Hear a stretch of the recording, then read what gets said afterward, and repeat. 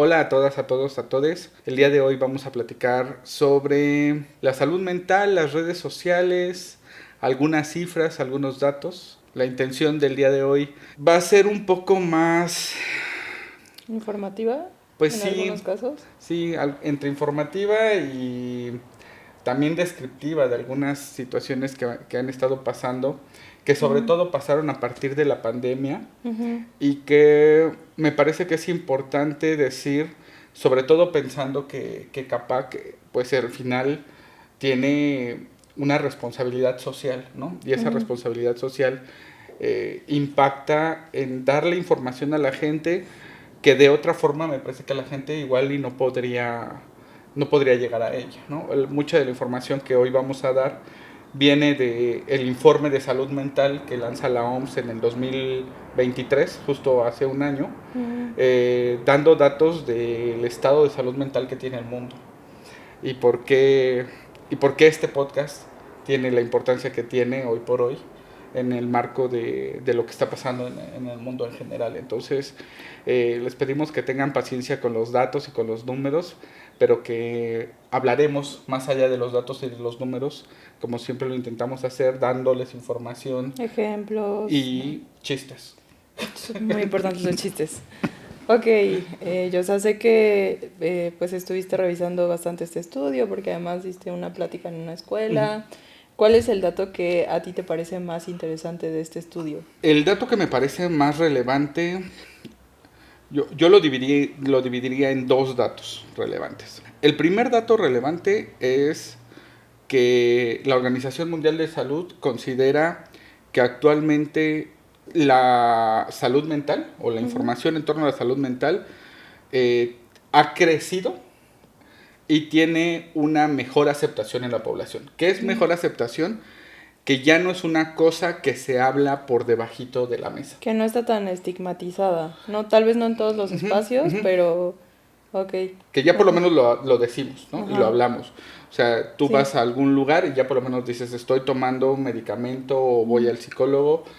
ujú, Y ellos comentan que evidentemente este cambio se ha dado sobre todo en los últimos 20 años. ok. Antes de eso, eh, tiene que ver con un estudio que ellos hicieron, que no vamos a Ahondar profundizar en mucho. el estudio porque no tiene con Ujú, mucho sentido, pero hacen una intervención entre el 2000 y el 2020 y en esa intervención captan ese dato. El segundo dato que me parece que es, digamos, algo que puede resonar mucho es que uno de cada 8 personas ujú, tiene un problema de salud mental, ujú. de cualquier tipo.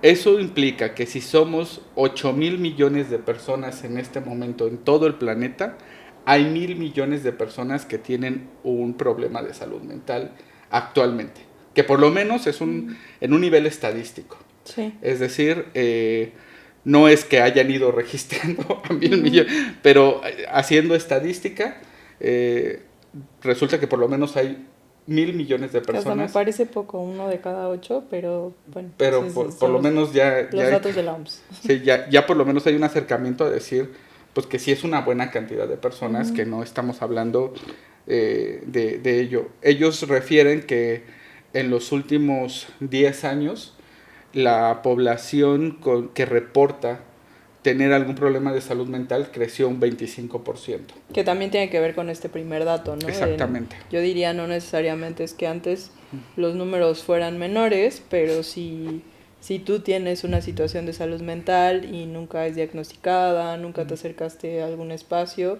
pues no se registran los números, ¿no? Ujú, Entonces, ahí yo pensaría que no necesariamente tiene que ver con que estemos peor en cuanto a salud mental, o quién sabe, ¿no? También por condiciones materiales y situaciones sociales del mundo, pero yo pensaría que también tiene que ver con este auge o esta forma de compartir más sobre lo que nos pasa, y en ese sentido pues es posible registrarlo, ¿no? ujú.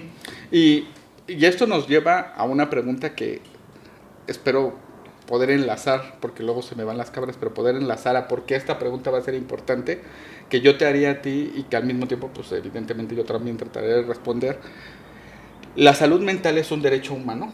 Pues yo diría que sí, pero diría que pues eso se dice muy fácil, pero que en la práctica no es así, porque hay muchas condiciones materiales, hablamos en varios episodios del tema de la desigualdad social, ¿no? Entonces es como, se puede escuchar muy bonito, como sí, todos deberíamos tener salud mental, como deberíamos tener Agua. agua, Ujú, ajá, pero pues no es lo real, también hay gente que no tiene agua, ¿no? Entonces ujú. debería, pero me parece que las condiciones materiales, sociales actuales no dan y, y no es posible para todas las personas. Sí. Y de Ahí, ahí, perdóname, no, de perdón. ahí me parece sumamente culpabilizante que no en todos los espacios, pero que sí haya espacios en redes sociales que manejen el tema de la salud mental o del bienestar en términos de solo motivación, ¿no? De, O de échale ganas, sí, ajá, sí, sí. exacto, porque es como, hey, si yo le echo ganas, pero vivo en condiciones de pobreza, no tengo dinero para ir a terapia, en mi familia transgeneracionalmente hay temas de salud mental, o sea, se vuelve una visión muy reduccionista y que además termina siendo culpabilizante con las personas. Ujú. Sí, digo, yo lanzaba esta pregunta en esta plática que daba al grupo de cineastas independientes porque es una cosa que lanzan en el mismo informe, que es la idea de la salud mental como derecho humano.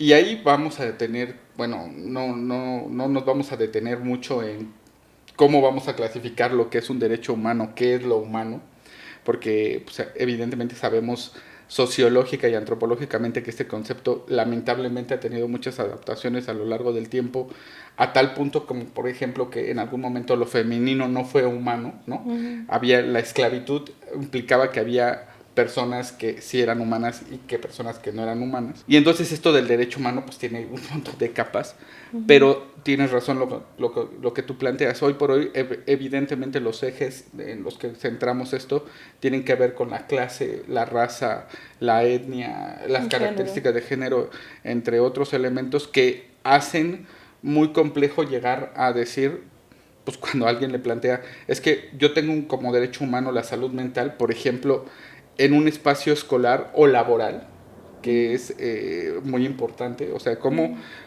cómo hoy por hoy hacemos que la salud mental se integre en los espacios laborales de una forma que sea realmente funcional, pues es un relajo, ¿no? ¿Por Ujú. qué? Porque suena muy chido decirlo, pero una complejidad de cómo aplicamos este derecho humano a las personas. ¿Y por qué lo lanzo? Digo, aquí ya lo voy a soltar de una vez y sobre eso vamos discutiendo. Porque la OMS reporta que, por ejemplo, para un derecho humano, el Estado o los estados Ujú. tendrían que aplicar este derecho humano. Bueno, los estados que aplican presupuesto para salud mental, que no son todos, solo aplican un 2% de su presupuesto de salud en salud mental. Entonces, aplicar ese derecho humano a las personas resulta inviable.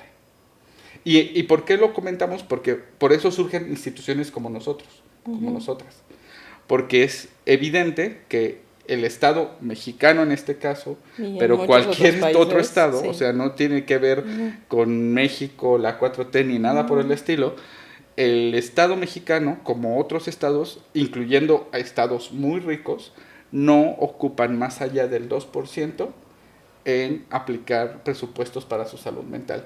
Y Ujú. evidentemente teniendo 1.000 millones de personas en posibilidad de estar enfermas de algún trastorno, Ujú. pues estamos a años luz de poder hacer eso. Y entonces organizaciones e instituciones como nosotras, pues tienen que emerger. ¿Por qué? Ujú. Porque la necesidad sí está ahí, Ujú. pero no hay un Estado que la Que lo pueda provea. satisfacer. Exactamente. Sí, y los servicios que provee, hemos platicado, no, nada en contra de las personas que trabajan en servicios de salud del gobierno, pero sí que hay muchos huecos sistemáticos que pueden ir generando un mal servicio, ¿no? Y Ujú. entonces sucede esto como, por ejemplo, de cuántos pacientes atiende un psicólogo, psiquiatra que está en un servicio de salud público, muchas veces la agenda es grandísima y eso pues evita mucho la posibilidad de que realmente exista un buen servicio terapéutico, psiquiátrico, si yo te doy cita cada mes, cada 3 meses, si bien nos va, entre muchas otras cosas, ¿no? Hablar también, por ejemplo, del burnout de las personas que están en servicios públicos de salud, ¿no? Y que justo desde sus cargas laborales, también las cuestiones burocráticas que implican pues, llenar un montón de formas y hacer un montón de trabajos que ya no tienen que ver con el servicio terapéutico como tal, pero que en un sistema institucionalizado, pues lo administrativo se vuelve muy fuerte Ujú. y pues entre otros aspectos terminan existiendo servicios públicos, pero que no necesariamente realmente resuelven demandas, incluso que a veces yo diría que podrían empeorar situaciones, ¿no? Y otra vez nada en contra de las personas que trabajen, sino reflexionándolo desde el aspecto sistémico, ¿no? Ni siquiera es culpa de las personas que prestan esos servicios, hay tantos huecos en el sistema que es muy complicado dar un buen servicio, desde ese 2% que da Sí. el gobierno. Y eso es lo que Es lleva, nada. digamos, en este punto, porque hablar de redes sociales y salud mental en este punto, porque muchas de las respuestas que están encontrando las personas, por la facilidad por la que pueden ingresar, pues la encuentran ahí, en esos espacios. O sea, esta primera parte es solo para dar contexto de la necesidad. O sea, la necesidad está ahí. Hoy por hoy sabemos que hay un montón de personas que tienen este problema y entonces el camino más directo, porque aparte pues es la forma económicamente más viable, incluso para las personas que quizá tengan menor capacidad económica, pues sí, llegan por redes sociales, por TikTok, por Instagram, por YouTube, por lo que sea, y también reitero, de ahí también la necesidad de que nosotras como comunidad construyéramos este espacio, porque tenemos que tener información, pero no información, y aquí es donde va a ser complejo. O sea, entiendo que a veces digerir la información es importante, pero también es importante decirles que pues, en algún momento van a tener que llegar a que esto solo es una embarrada de algo que se tiene que saber, ¿no? Y en ese punto, pues es importante decir que las redes sociales, si bien dan información, también es cierto que al comprimirla o al tratarla de ser tan digerible, se convierte en un problema. Porque a veces... Se mega simplifica. Sí, exactamente. O vuelven explicaciones causales. Y en la salud mental, si algo es complicado de decir, es que no son clasificaciones causales la mayoría, sino es que el 100%. Que nos referimos a que no siempre es entonces ve, que muchas veces, por ejemplo, yo veo contenido en redes que dice, por ejemplo, si tienes problema con esto, es que tienes algún tema con tu feminidad, ¿no? Entonces es una explicación causal, ¿no? Tienes una enfermedad por esto, ¿no? Sí. Y eso lo vuelve completamente reducido, solamente es A, entonces B, pero es verdad, hay muchos TikToks, muchas cuentas que promueven ese tipo de contenido, porque para la gente puede ser en ese momento una respuesta, sí. Finalmente es una búsqueda de respuestas muchas veces las redes, y en ese momento puede ser un momento de entendimiento de, tal vez me pasará por esto, ¿no? Ya después a lo mejor tu problema sigue ahí o no te ayuda nada, pero en ese momento es como, ok, tal vez ya entendí, ¿no? Y esta sensación de acomodo o de esto me ayudó de alguna manera, ¿no? Que no necesariamente todas las cuentas son así, pero sí creo que abundan mucho estas explicaciones reduccionistas. Pues no todas las cuentas, pero también ese dato lo tenemos. Por lo menos 8 de cada 10 cuentas no tienen información fidedigna que dan en redes sociales. Y ese es un problema, ¿no? Y cuando hablamos de fidedigna, nos estamos refiriendo a estudios científicos. Por lo menos sostenida en algún tipo de teoría. Porque a veces puede ser que no haya un estudio que compruebe dicha teoría, pero existe una teoría que sustenta el dicho. Es decir, vamos a dejarlo más en claro. 8 de cada 10 dijiste. 8 de cada 10, sí, exactamente. Es un dato que también viene en el informe, etcétera, etcétera. Y plantea, por ejemplo, en México, que muchas de las diferentes personas que buscan información, tanto en redes sociales como en cualquier tipo de medio de información, televisión, etcétera, etcétera, no necesariamente encuentran información sustentada, sino son opiniones. Es decir, es como ver al Temach o a Envinadas y creer que lo que te están diciendo ahí es la realidad. Claro, y que es salud mental, ¿no? Porque aquí habría que diferenciar algo por ejemplo, en este episodio, ¿no? Nosotros o en los episodios de Sanar es Chido, nosotros hemos decidido diferenciar, tener información para la gente, pero muchas veces también decimos, desde mi experiencia pasa esto, yo lo he vivido así.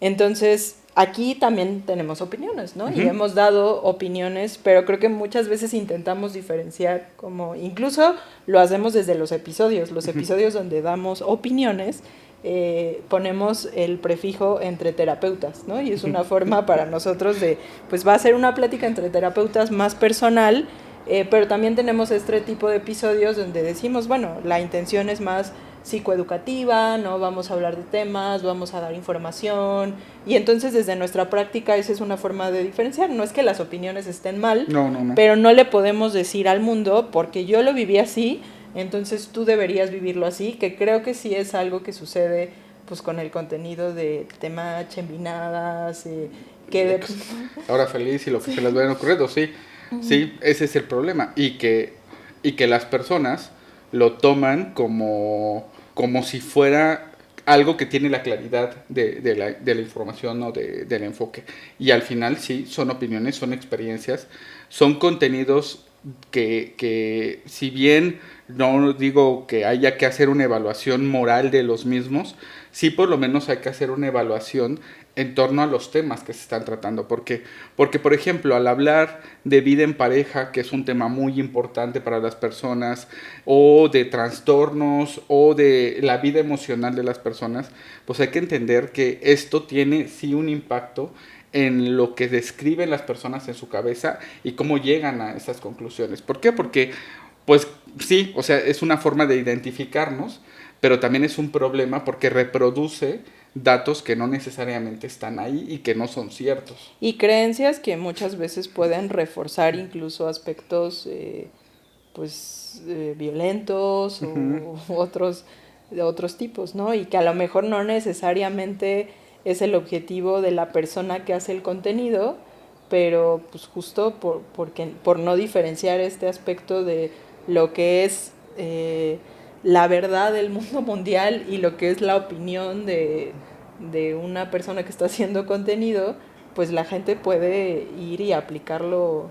Digo, no, esto no quiere decir que las personas sean pasivas al escuchar el contenido que escuchan, pero por eso poníamos el contexto al principio de, pues hay una necesidad, ¿no? Y entonces la gente se acerca desde esa necesidad y en un sentido también desde esa vulnerabilidad, que es lo que pasa, por ejemplo, también en los consultorios, en los espacios terapéuticos.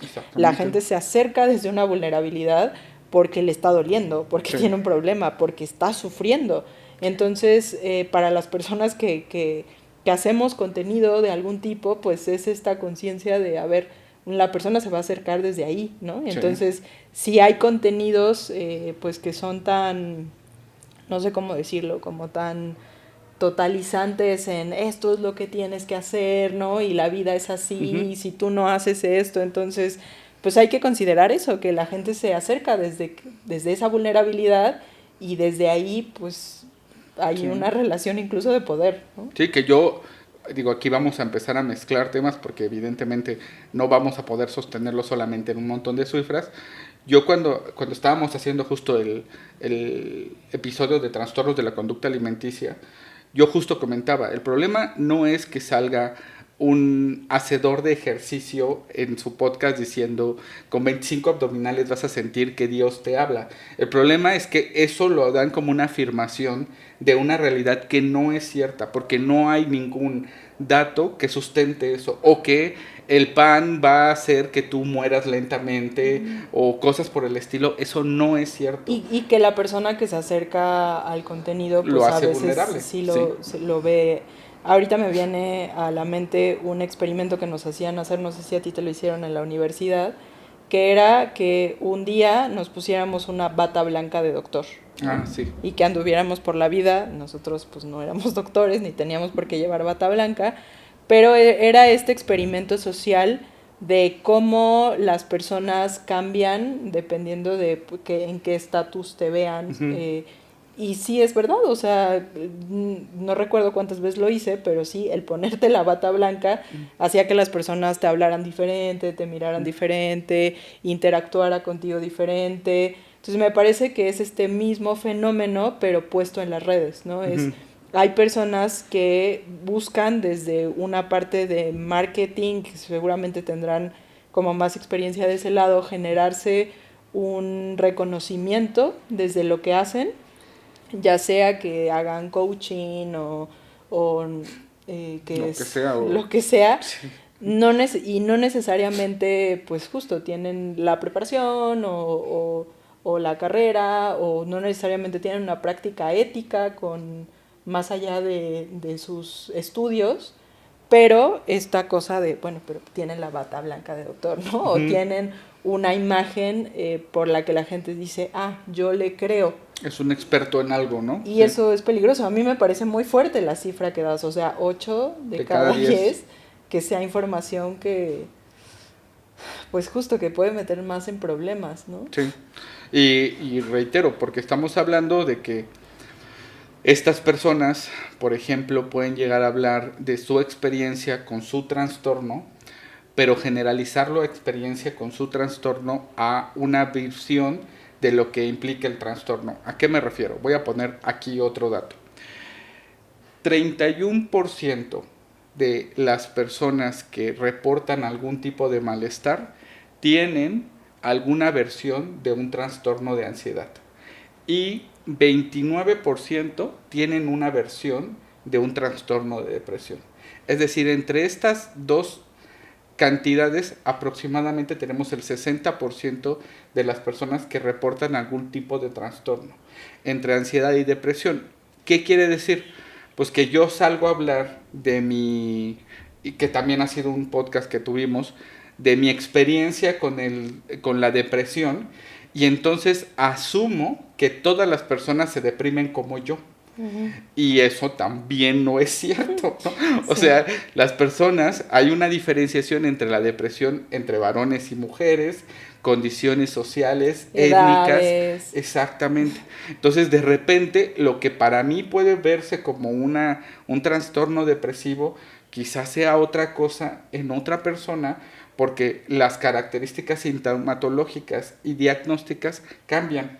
Yo sé que es mucho choro, que la gente quisiera tener la información de primera mano, pero pues digo, pues, tenemos que ir al dentista, pues tenemos que ir al dentista. Tenemos que ir a que nos diagnostiquen, pues tenemos que ir a que nos diagnostiquen. No me gustan los diagnósticos porque yo voy más allá del diagnóstico. Bueno, entonces tendré Pues que ir también, a pero algún lado, ¿no? entender qué me pasa, ¿no? Más Sí. allá de mi diagnóstico, cómo yo me pongo triste, cómo, cuáles son, si no lo quiero ver como síntomas, justo qué es lo que yo siento en el cuerpo, qué es lo que me pasa en los vínculos, o sea, poder tener una descripción más amplia de cómo para mí es la ansiedad o la depresión, o si no lo queremos ver desde diagnóstico, tener una descripción de qué es lo que me pasa. Y sí creo que algo que puede generar las redes sociales es este sesgo, ¿no? Uh-huh. De, él dice algo que me es parecido, Uh-huh. igual y yo tengo lo mismo, ¿no? Y algo que hemos mencionado muchas veces en estos episodios es todas las cuestiones psicológicas son multifactoriales, ¿no? Uh-huh. No hay una cuestión que en verdad sea tan lineal, y lo que se hace en procesos terapéuticos es entender esa multifactorialidad, ¿no? Uh-huh. Y en todo caso, pues ir interviniendo con las personas para que dentro de esos múltiples factores podamos ir tejiendo de manera que la persona pueda encontrar mayor bienestar cada vez, ¿no? Ajustar. Y eso no se hace con una frase en un podcast o con algo que me hizo clic. Claro que yo pienso, pues son herramientas que ayudan, ¿no? Uh-huh. Pero creo que algo en lo que podemos ir trabajando socialmente es en esa identificación de cuáles sí serían las herramientas que me ayudan, ¿no? Cuál es el contenido, algo que por ejemplo yo sé que se propone en las intervenciones de trastornos alimenticios es, pues, elimina las cuentas que te lleven a contar tus calorías, elimina las cuentas que te lleven Uh-huh. a estar viendo cuánto subiste o no de peso, porque también hay que verlo como, pues, son estímulos que nos bombardean, ¿no? Y Uh-huh. las redes sociales hoy por hoy, pues, son un montón de estímulos que están en una cosita, pero que evidentemente tienen un efecto en nosotros. Entonces es también tener esa conciencia de qué cuentas seguimos, ¿no? Qué información consumimos, en el entendimiento de que estos estímulos nos van a afectar. Y aquí llega un punto en el que tendremos que reflexionar sobre esta situación. Coincido con lo que tú dices, porque aquí viene el momento pop de mi parte. Hay una película que se llama Tomorrowland, si no mal recuerdo, sale George Clooney. Okay. Y lanza una premisa a la película, no la voy a contar por si alguien la quiere ver, pero lanza una premisa en la que hay una máquina que predice el futuro y que les avisa a las personas que el futuro es que tal día el mundo se va a acabar. Pero lo que resulta ser del pensamiento es que la máquina es como un diapasón, es decir, al mismo tiempo que predice el futuro, está consolidando ese futuro. Es decir, está diciendo que el mundo se va a acabar, las personas se lo creen y hacen todo lo posible para que el mundo se acabe, ¿no? Okay. O sea, empiezan a dejar de ponerle atención a las cosas, ya como ya no se resisten a esta intención de que el mundo se pueda acabar. Y aquí este informe hace una pregunta y nos lanza un cuestionamiento que tendremos que trabajar como personas y también como profesionales de la salud en todos los niveles. ¿Qué tanto decirle a las personas que cada vez estamos más enfermos hace que, como si fuera un diapasón, nos enferme cada vez más? Okay. ¿Qué tanto las redes sociales, al estar promocionando este ejercicio de que nos está llevando la chingada, por decirlo de una forma, hace que nos lleve la chingada, ¿no? O sea, funcione como este recurso recursivo, valga la redundancia de la palabra, que esté fomentando el ejercicio? Hay que parar en algún momento, decir, esto es un diagnóstico, esto está pasando, pero no es necesario que se siga reproduciendo y que siga creciendo si hay posibilidad de detenerlo, porque si no parece que nada más vamos a hacer, este año fueron 1,000 millones, el otro año tienen que ser 2,000, el otro año tienen que ser 3,000, y vamos a seguir creciendo la población, justo reproduciendo, y a veces eso es una de las cosas que ocurre, por ejemplo, dentro de las redes sociales, con estos mecanismos de información, pero también con la forma en la que trabajamos en las redes sociales. Es claro, la red social teóricamente tendría que ser un mecanismo para relajarme, ¿no? Pues para eso estaría hecho.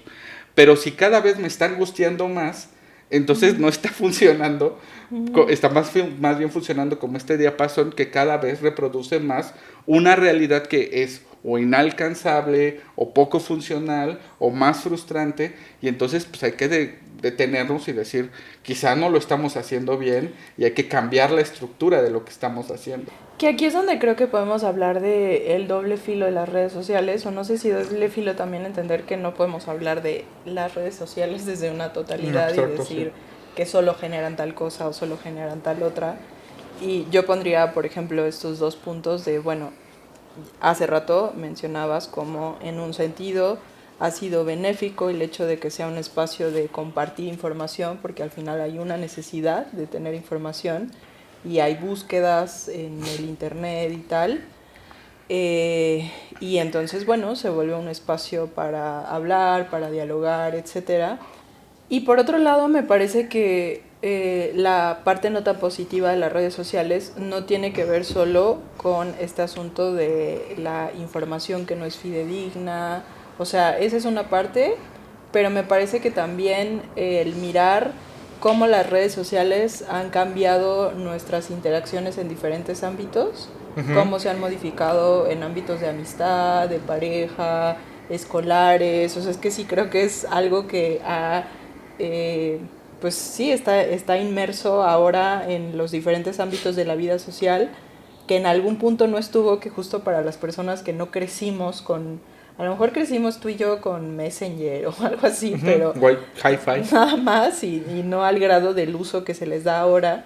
Y entonces, pues creo que también es no solo el tema de la información, sino el tipo de interacciones que genera, que integra una forma de relacionarnos con el mundo a partir de las redes sociales en nuestros diferentes ámbitos, y que no todas esas interacciones son sanas. Creo que justo a partir de esto es que dentro del mismo informe se plantea que, y también la importancia por eso de hablar de este tema, porque me parece que es un enfoque que dentro del centro lo trabajamos, la idea de de una intervención actual en salud mental que tiene que ser comunitaria.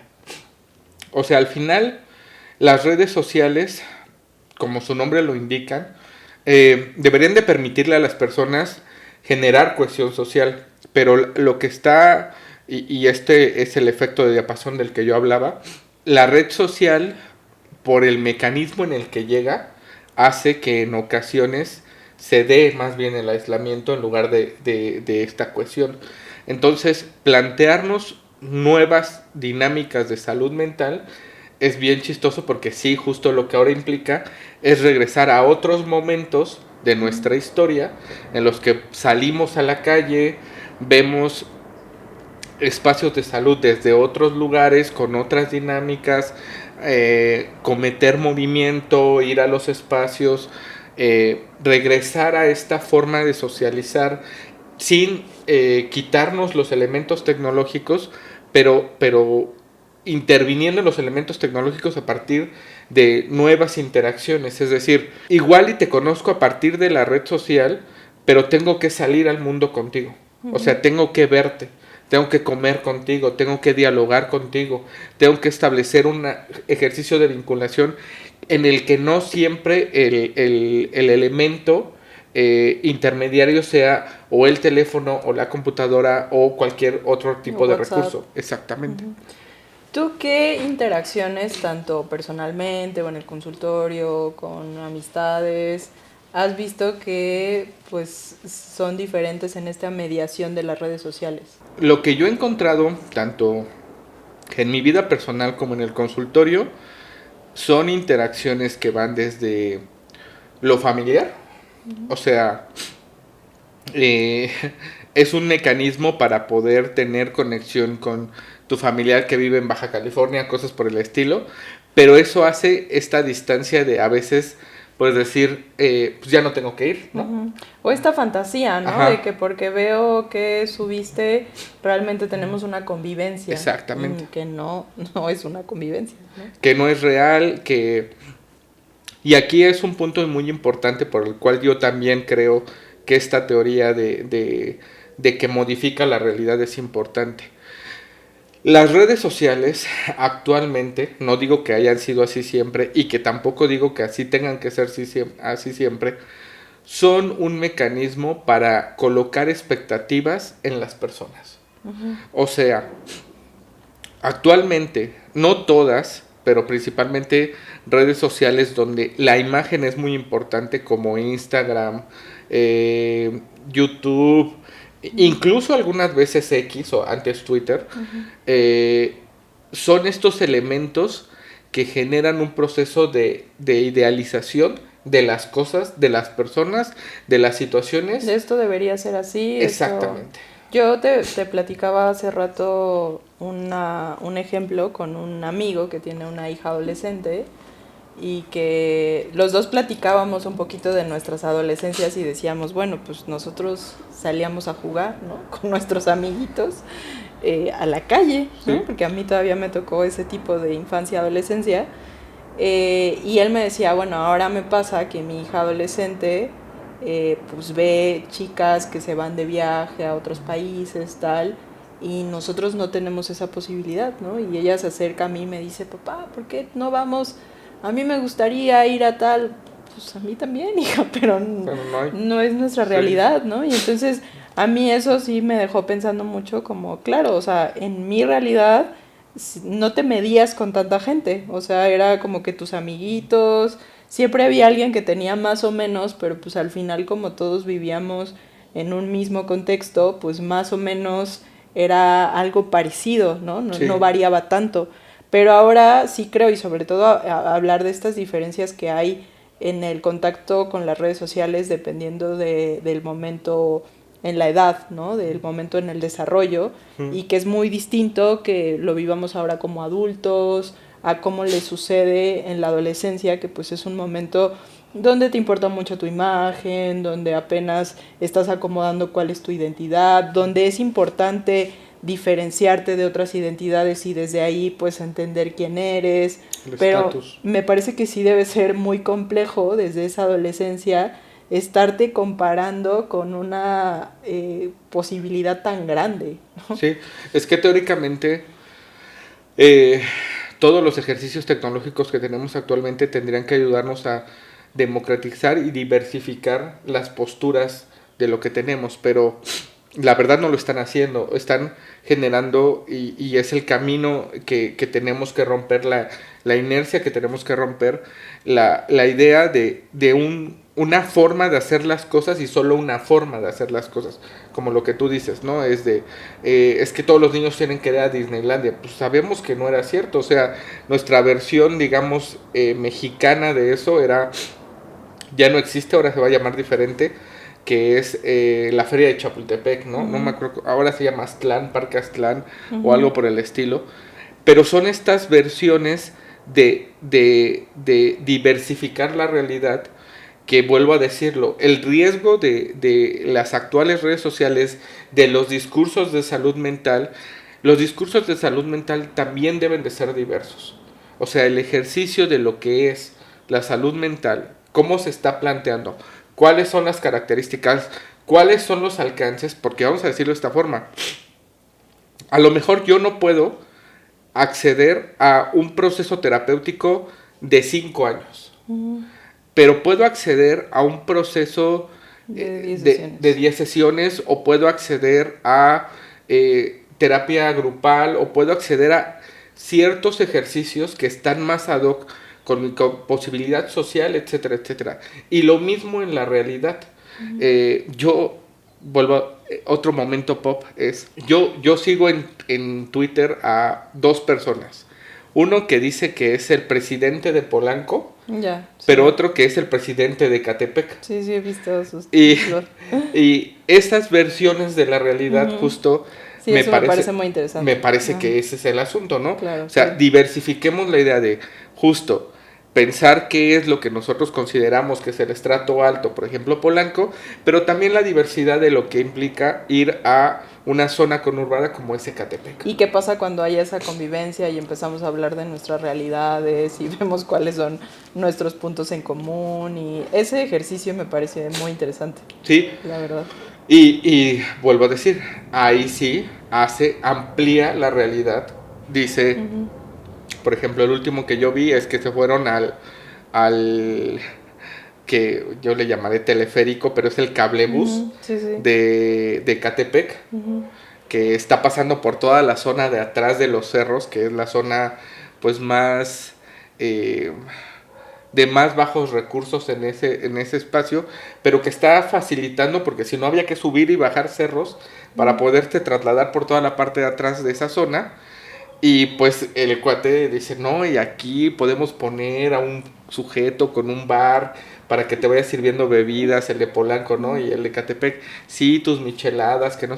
¿Por qué? Porque es la verdad, o sea, de la situación. Evidentemente es un transporte que es público, que es popular, que tiene sus asegúnes como todo, pero bueno, pues está ahí, está funcionando, es una realidad aparte que es importante, reitero, integrar justo dándole salida a esta salud mental, porque si seguimos mirando estas expectativas de yo tengo que llegar a vivir en tal lugar, a tener cierta cantidad de dinero, entonces hacer tales viajes al año. Eso sí va a irnos enfermando socialmente cada vez más y más y más de lo que ya lo ha hecho. Sí, a mí ese ejemplo de estos chicos me parece genial para hablar como, bueno, justamente ahí sí, esto que dices, ¿no? Sí abrimos realidades, o sea, sí nos acercamos a cómo es vivir de otra manera y ya no es esta cuestión de todo mundo como ovejitas hacia allá, todos tenemos que ir hacia allá, quién sabe por qué, porque alguien dijo,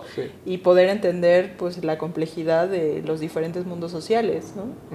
Y de cómo entrarle a esos mundos sociales, vuelvo a decirlo, porque algo importante, reitero, que arroja este informe es regresar a esta idea de que la salud mental no solo es la ausencia de enfermedad.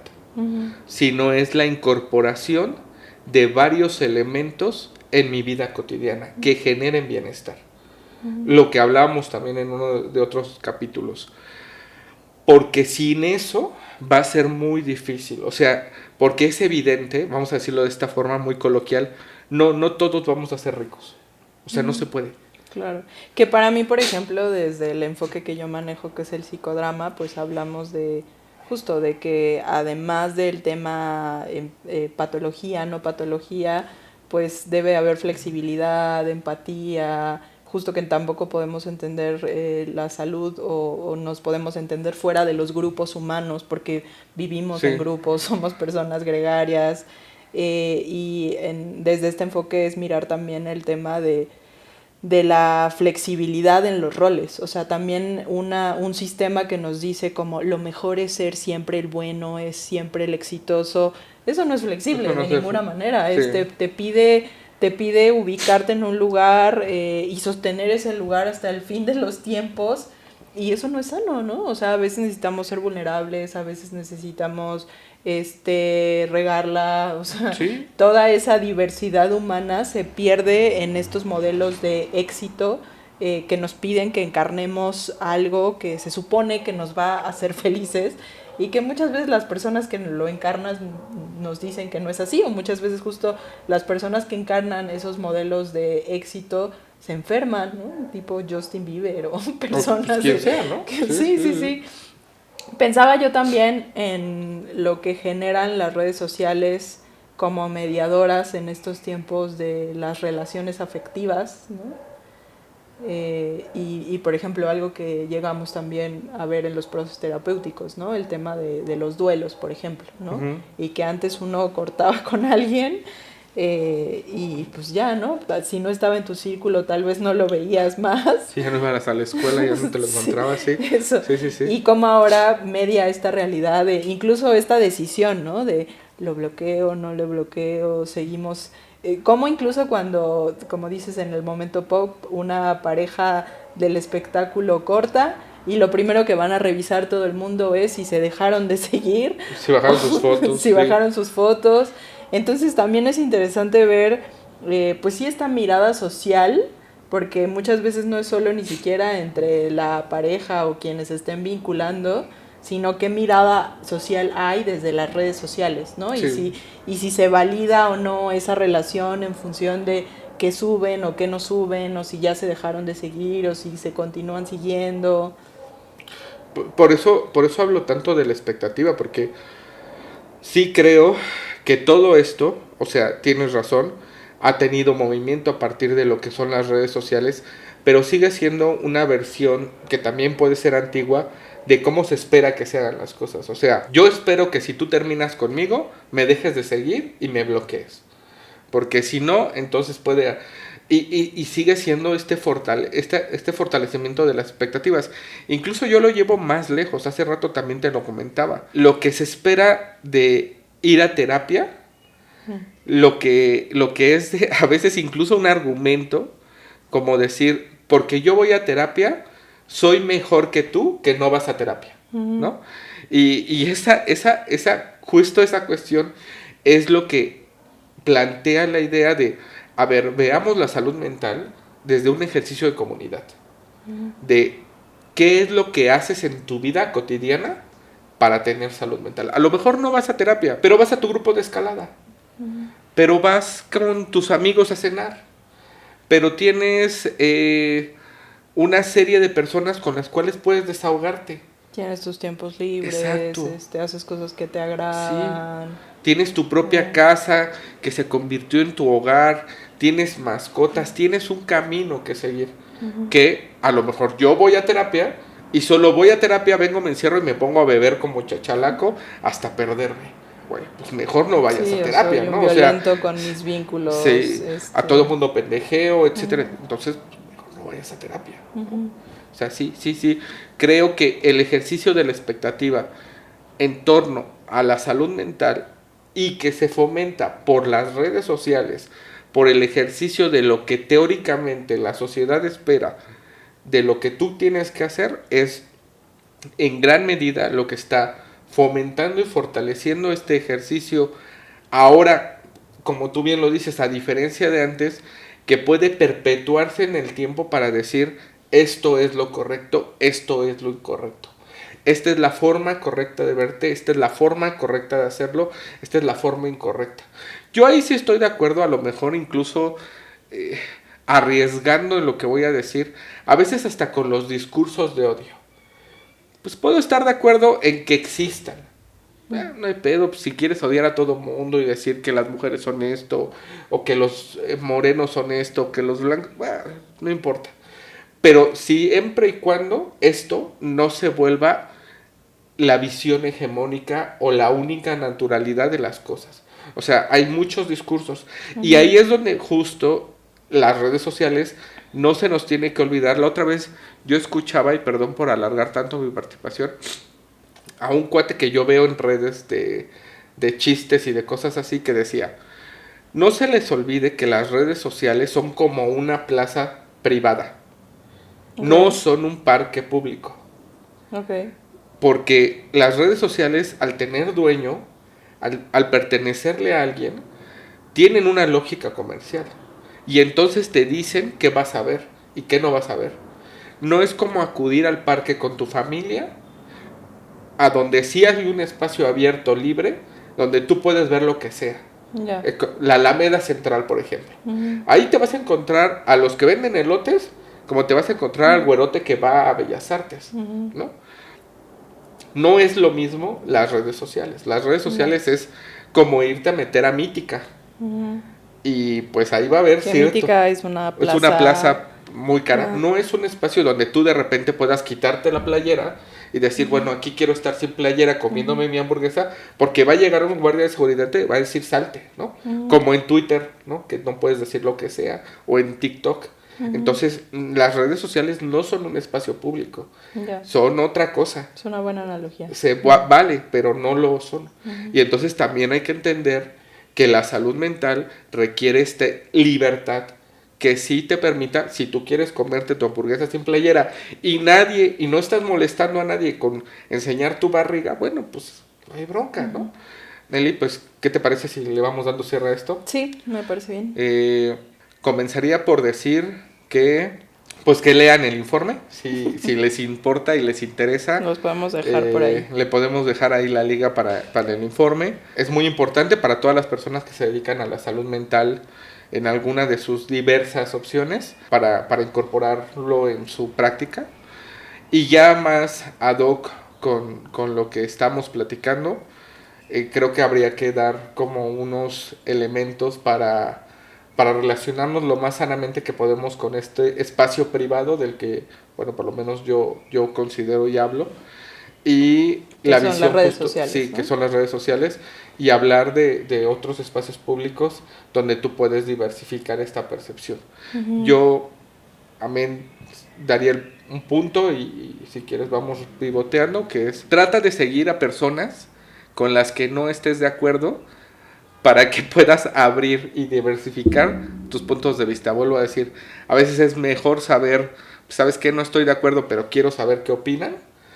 Y eso amplía tu espectro dentro del algoritmo de las redes sociales. Yo diría, es complejo, pero trata de identificar qué tipo de uso le das a la red social, y en el tipo de uso, de manera muy general, tal vez sí podría poner dos aspectos, que es, ¿lo usas para conectarte o lo usas para desconectarte? Porque creo que a todos nos ha pasado, y es incluso algo que en los consultorios se escucha, como de me pasé un montón de tiempo solo haciéndole así, ¿no? O sea, solo scrolleando, ¿no? Me la pasé scrolleando, sí. Y ya ni siquiera veía nada, ni siquiera...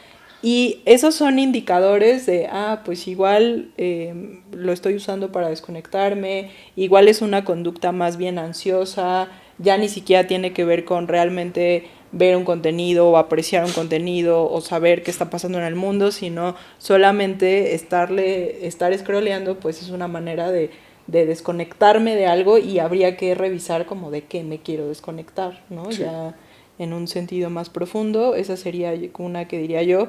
Coincido con lo que dices de revisar qué cuentas sigo, pero también lo haría específico en el sentido de, si tú ubicas temáticas que a ti te duelen, pues considera eso, ¿no? Por ejemplo, hablamos de, a ver, si yo he tenido trastornos alimenticios, pues justo, no me conviene seguir personas no sigas a Bárbara que del Regil. cuiden sus calorías. Bárbara del Regil. El otro día escuchaba una chica que decía algo así como de, tienes un cerebro gordo, no sé qué estupidez, que es como, ¿qué onda con eso? O sea, y es como, claro, o sea, si tú sabes que ese tema es una dolencia tuya, pues sé mucho más específica con cuentas que no beneficien esa dolencia, ¿no? Que al contrario, solamente pongan el dedo en la llaga.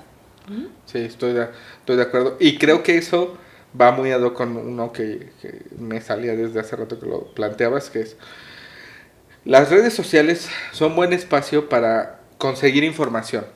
O sea, te informas de algo o consigues datos. Pero es importante, relevante, súper relevante, que lo saques de la red social y lo lleves a otros espacios a probar la información que estás consiguiendo ahí. O sea, si alguien te dice, por ejemplo, un dato que yo la otra vez escuché en redes sociales y que me fui a leer porque a mí me interesaba mucho por lo que me dedico, es que el 50% de las conexiones nerviosas están en el intestino.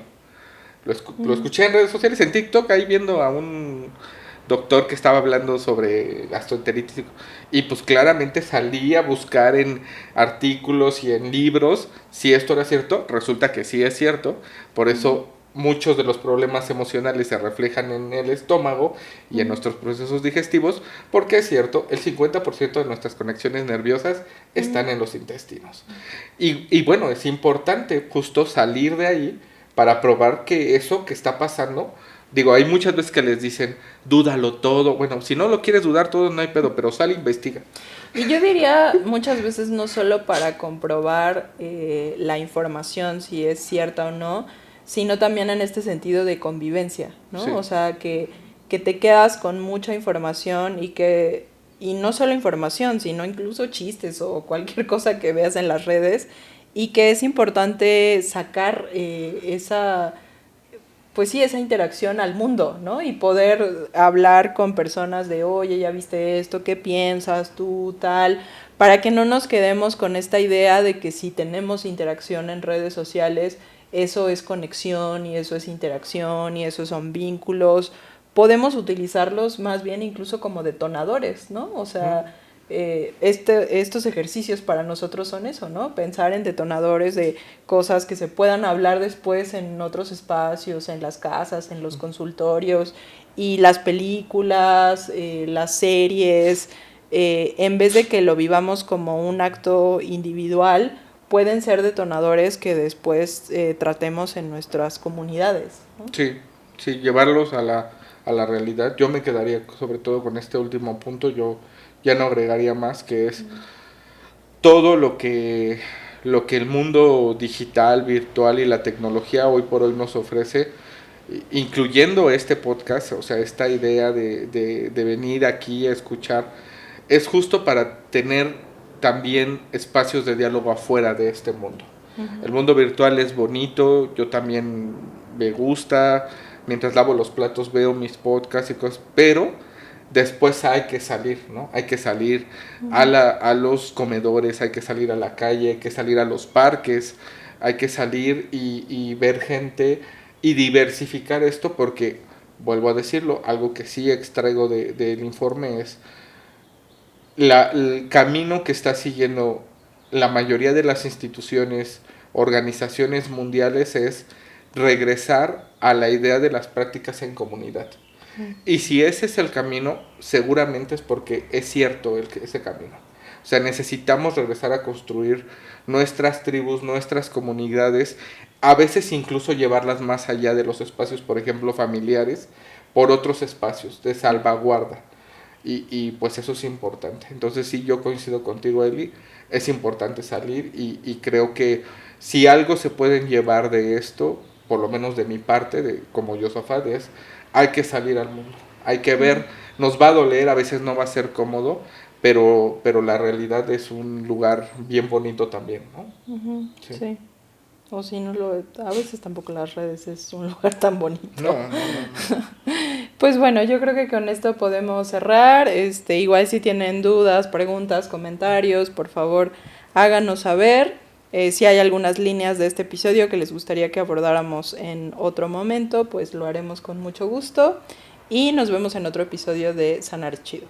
Denle like, por favor. Sí, suscríbanse. Suscríbanse, dejen preguntas.